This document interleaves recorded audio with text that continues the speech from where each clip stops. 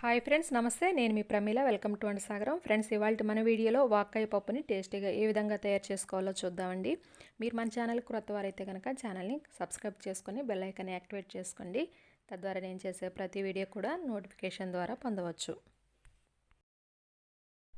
ఒక tea glass పెసరపప్పును తీసుకొని శుభ్రంగా కడిగి నానబెట్టుకొని ఉంచుకోండి. ఈ విధంగా ఒక అరగంట పాటు నానబెట్టుకోండి.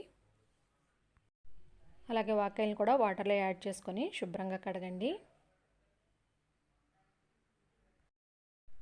వీటిని ఈ విధంగా కట్ చేసుకొని లోపల ఉన్న గింజల్ని తీసేసి ఒక బౌల్లోకి యాడ్ చేసుకొని ప్రక్కన పెట్టుకోండి. ఇప్పుడు పప్పును ఉడికించుకుందామండి. దీనిలో 1 టీ స్పూన్ ఆయిల్ని యాడ్ చేసుకొని స్టవ్ వెలిగించుకోండి. ఒక పొంగు వచ్చిన తర్వాత 4 లేదా 5 పచ్చిమిరపకాయలని నిలువుగా చీల్చుకొని ఈ విధంగా యాడ్ చేసుకోండి. పప్పు 50% ఉడికిన తర్వాత ముందుగా కట్ చేసి పెట్టుకున్న వాక్కాయ ముక్కల్ని యాడ్ చేసుకోండి. ఇప్పుడే తగినంత ఉప్పును కూడా యాడ్ చేసుకోండి. చిటికెడు పసుపు, 1 టీ స్పూన్ కారాన్ని వేసుకొని ఉడికించుకోండి.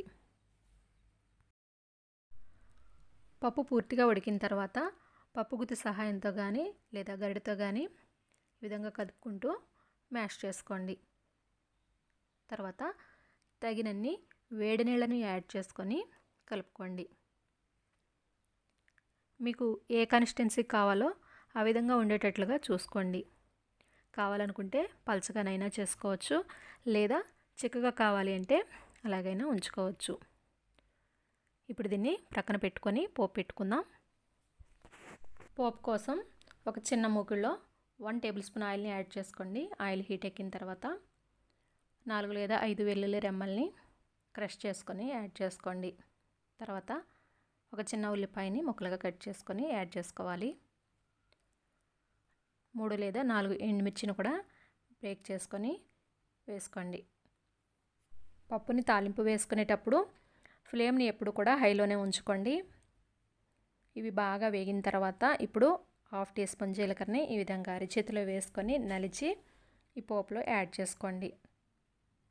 తర్వాత కరివేపాకు వేసుకొని కలుపుకొని స్టవ్ ఆఫ్ చేయండి. ఈ పోపుని పప్పులో వేసి కలుపుకోండి. అంతేనండి, ఎంతో రుచికరమైన వాక్కాయ పప్పు రెడీ అయిపోయింది. ఫ్రెండ్స్, ఈ రెసిపీ మీకు నచ్చినట్లయితే లైక్ చేసి షేర్ చేయండి. అలాగే మన ఛానల్ని సబ్స్క్రైబ్ చేసుకోవడం మర్చిపోకండి. Thanks for watching.